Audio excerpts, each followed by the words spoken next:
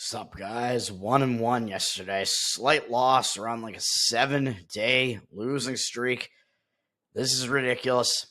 The one that won came like right in by a half run under the total.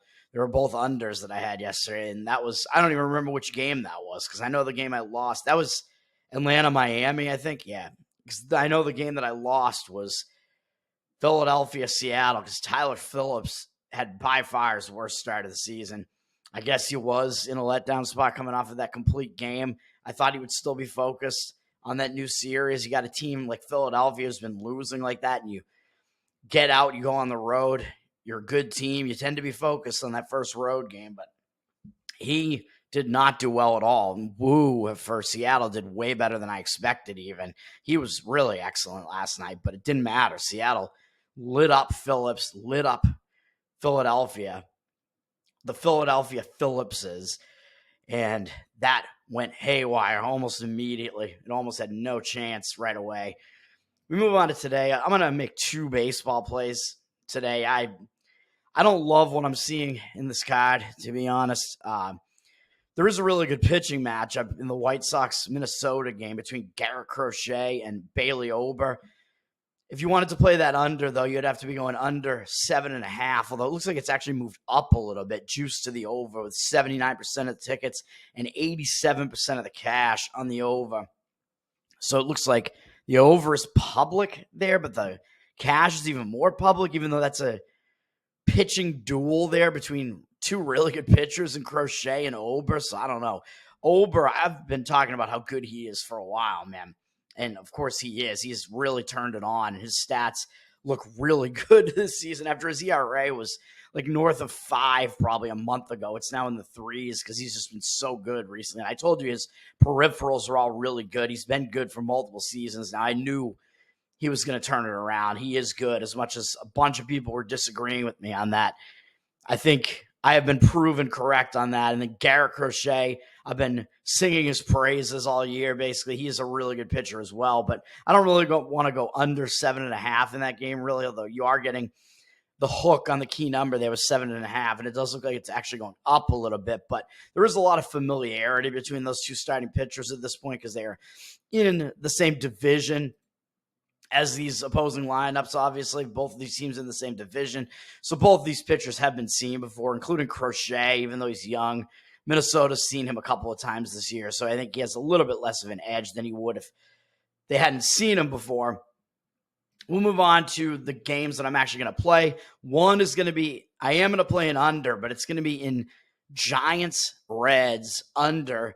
This looks like it's just sitting at 9 juice to the under. You can get under 9 minus like 115 right now. I think that key number 9, pretty key. Obviously, as I explained on the show, 7 and 9 are key in baseball totals because that's what you need to break the tie. If you have a 3-3 or 4-4 game, which are pretty common, obviously one team needs to score one more run to win. So that's how that goes. In this Giants-Reds game, you got 52% of the tickets on the over, but 75% of the cash looks like it's coming in on the under. So it looks like there is some market discrepancy there, the cash discrepancy coming in on the under. And I agree with that one on this one. That is what I'm going to play. I think the bullpen situation is good enough after yesterday. It was a 3-0 win for the Giants, but they didn't use any of their bullpen. Blake Snell, congratulations to him, no-hitter. Blake Snell threw a no-hitter against a Reds team that does actually have a pretty good offense. So congratulations to him. Blake Snell, after a really rough start to the season, dealing with injuries, he's starting to pitch like the old Snell in a way. He's been really good for a little while now. Really impressive performance out of him last night. So Giants bullpen is entirely intact, which is good for playing an under here. And Cincinnati Reds, on the other hand, Abbott did get knocked out of that game a bit early, even though he had a nice strikeout rate, really. He just gave up way too many hits, but he threw too many pitches, obviously, with that amount of strikeouts. But they brought in a couple of their, I would say, longer relief guys like Farmer and Martinez. I think they're kind of more in a long relief type of role. So the Reds bullpen isn't in horrible shape coming into this game, I wouldn't say.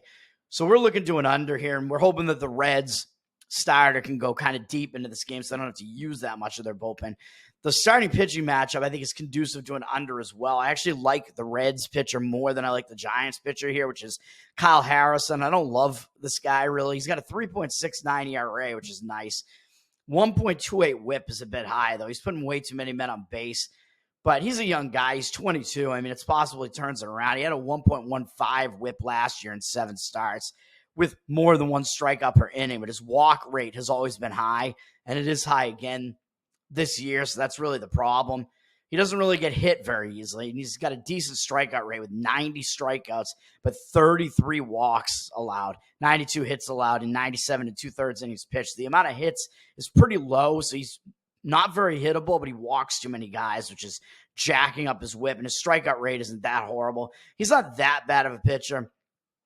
This month, or last month, I guess, July, he had one really rough start on the road against Cleveland, and then he turned it around, and he's put together 3 good starts in a row against Minnesota, at Colorado, although he walked 4 guys in that game. He only gave up 1 hit, although he got knocked out after 5 innings because he threw too many pitches, really. But he pitched well in that game, and the bullpen actually lost it, and then he pitched well against Colorado again at home. Colorado's offense isn't very good, but still, he's allowed 1 or 0 earned run in 3 straight starts now, going at least 5 innings in each of them.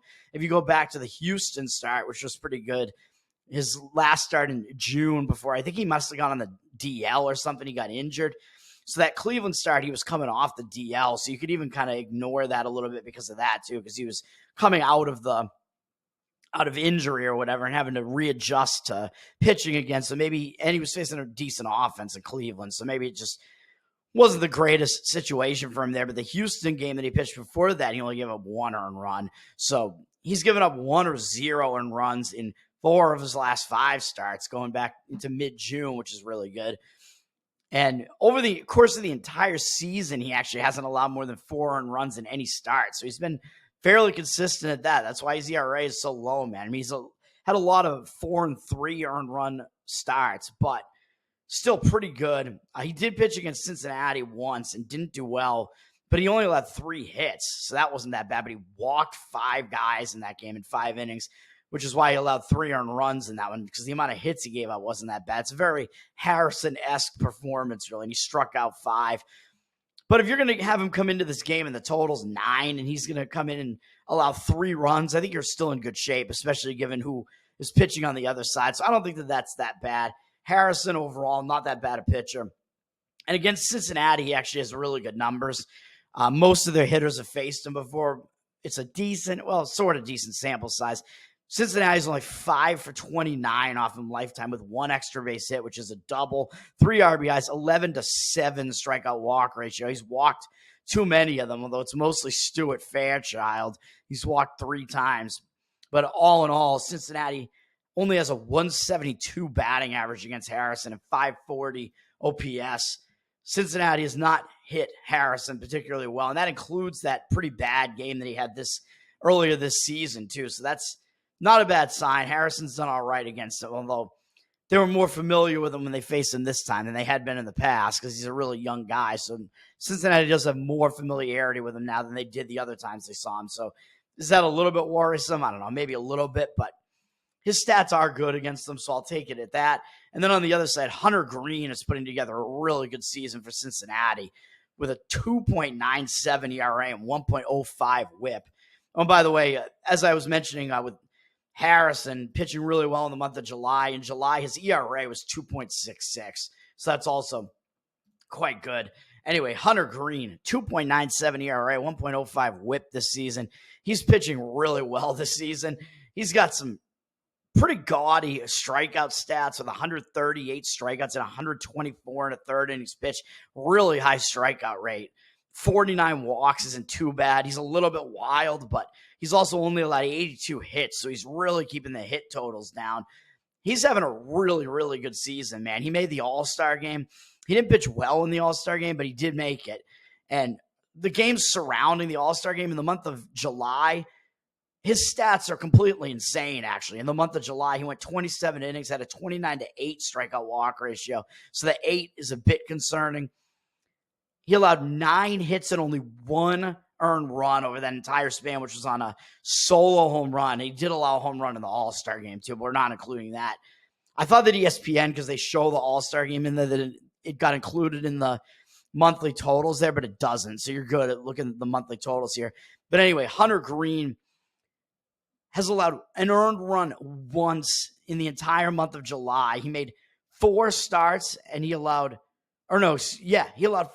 more runs in the All-Star game than he did in all 4 starts combined in the month of July. How crazy is that? He allowed 2 runs in the All-Star game, and he only allowed 1 run in 4 starts combined in the month of July, going 7, 6, 7, and 7 innings pitched, only allowing 9 hits in those 27 innings, like I said, and only allowing 1 earned run across those 4 starts. He had a .33 ERA in the month of July. That is absurd, man. So he's pitching well at the moment. He's coming off a couple of 7-inning shutout performances where he had 12 strikeouts and 4 walks. Still too many walks, but only allowed 4 hits over that span of 14 innings against a really good Braves lineup and a not so good Tampa Bay lineup. But Hunter Green, he's really been pitching well, and he has good numbers against the Giants, too, in a very small sample size. Not everybody on the Giants has seen him before. Most of their bigger hitters have seen him before, but they're only 4 for 18 off him.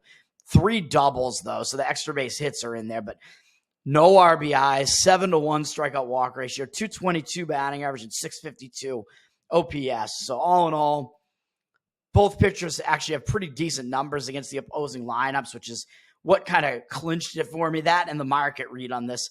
We're going under in the Giants and Cincinnati.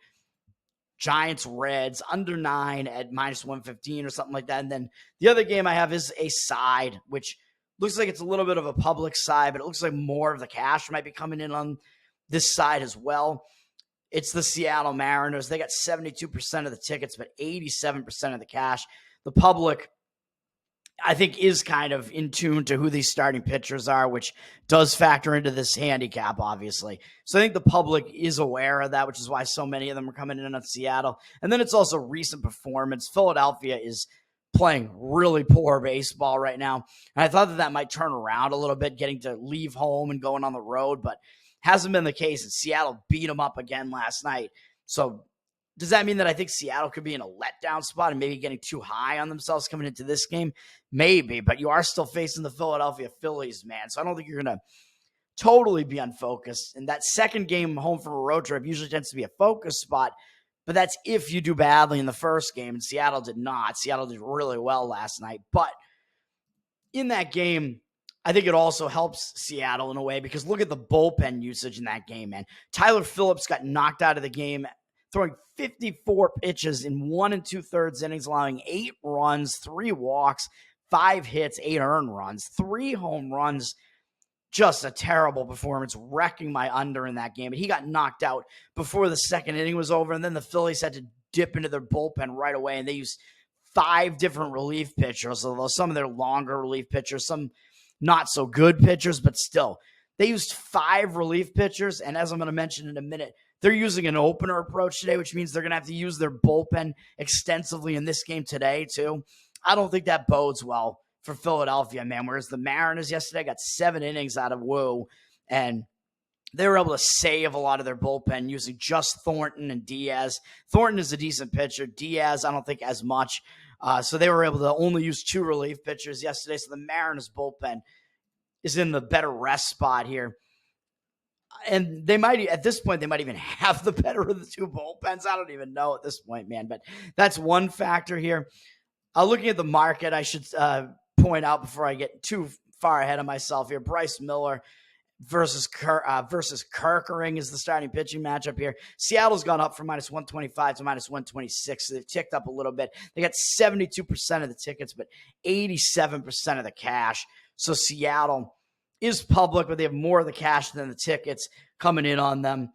So I like that market read. I don't like it, but I think it's fine. Like sometimes the public and the cash are in agreement. I think that might be the case in this game. And I do think this is a mismatch for Seattle here because, as I pointed out, Philadelphia used a lot of their bullpen last night. So that's one drawback already. And then Philadelphia is going to have to use more of their bullpen because Orion Kerkering is starting, as I just mentioned, and he's got good stats on the season, 2.21 ERA, 1.06 whip, but he is an opener guy, man. That's what he does. You look at his appearances.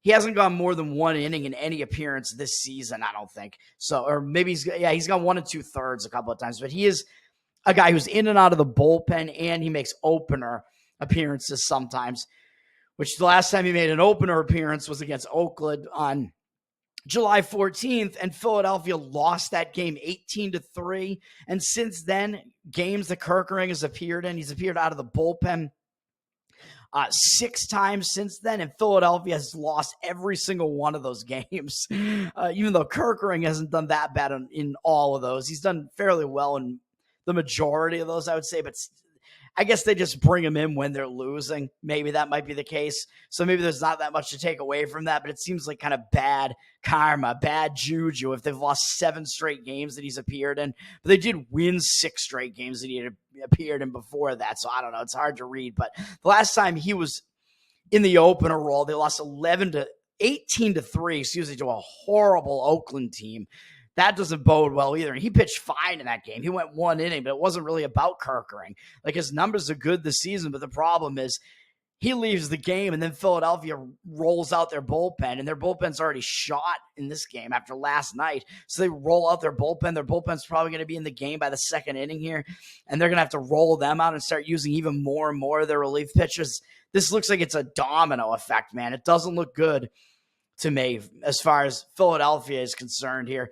I don't even think we need to care that Kerkering does have good stats this year with a 45-9 strikeout walk ratio, 34 hits allowed, and 40 2/3 innings pitched. Yeah, he has decent strikeout numbers, doesn't allow a lot of hits, but it tends to be a little bit easier to put up numbers like that when you're not throwing a lot of innings either, because you're coming out, you're playing 1 inning, and you're just throwing your best stuff for that 1 inning. So it does tend to help your stats a little bit when you're in a short role like that, which is what Kerkering is. He is only 23 years old, though, but still, I think we know he's not going to go deep into this game, man, because he is an opener guy, and he just pitched on July 30th as well. He made 1 start, so that does put him on normal rest, though, but that was against the Yankees, but I still expect him to be in an opener role here because that's what he does. Like I said, he hasn't gone more than 1 2/3 in any appearance this entire season. Hasn't gone more than 1 inning, I don't think, since way back on June 8th when he went 1 1/3. And then his numbers versus Seattle, it's true Seattle has not faced him before, but I think when they're only going to be facing him for 1 inning, I don't think that's really going to matter that much that Seattle has not faced him before. So I think that advantage goes to the wayside a little bit because he's only going to be facing a few of Seattle's hitters before he's out of there probably. So it doesn't matter as much that Seattle's not as familiar with him, because I'm expecting this game to maybe start going haywire for the Phillies once Kerkering is out of the game. And on the Seattle side, I expect Seattle starter to, of course, still be in the game at that point, which is Bryce Miller, who has a 3.46 ERA, 1.03 whip, 109 strikeouts, 29 walks, and 122 and a third innings pitched, and only 97 hits allowed. So not the greatest strikeout guy, but his strikeout walk ratio is good, a low walk rate. So that tells you he has decent command, and his amount of hits that he's allowed is really low too. He's a guy who does tend to go fairly deep into games. He's got at least 5 2/3 in every start since the beginning of July. And that 5 2/3 was against Baltimore, who hits pretty well. And he only allowed 2 earned runs in that game. He's allowed 2, 0, 0, and 3 earned runs in his last 4 starts. Although it was against Baltimore, San Diego, and then against Anaheim and the White Sox. So 2 decent hitting teams and 2 bad hitting teams. 1.8 ERA in the month of July with an 18-1 strikeout walk ratio and only 23 hits allowed and 25 innings pitched. Bryce Miller, he's been good all season, man, and he's pitching well at this moment as well.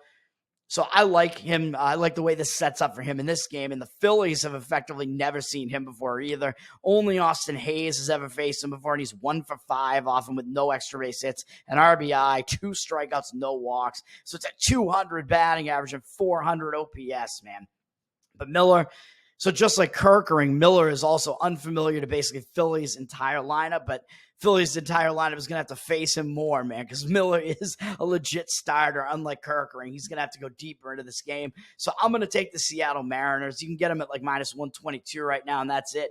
Those are the two plays today. The Seattle Mariners and the night game minus 122. A lot of night games, a lot of evening games on Saturdays. Now, as I pointed out, no longer do we get afternoon baseball heavily on Saturday, which is weird. It's a Sunday thing now, but I'm pretty sure that it used to be the case. It was a lot of afternoon baseball on Saturday, but it's not this time. Anyway, those two plays again. Yeah, the under in San Francisco Giants, Cincinnati Reds, under 9, minus 115. And Philly, Seattle in the later game is going to be the Seattle Mariners side, minus 122 on the money line. I think is fine. It's not a huge price to be paying, and I think they do have an edge in the starting pitching, in the bullpens. Not hitting, obviously. The one advantage Philly does have is the hitting, but I like all the other edges for Seattle in that game, so that's going to do it for me. Both these are night games. Just the Giants game is an earlier night game. That's going to do it for me, man. Have a good one. Peace.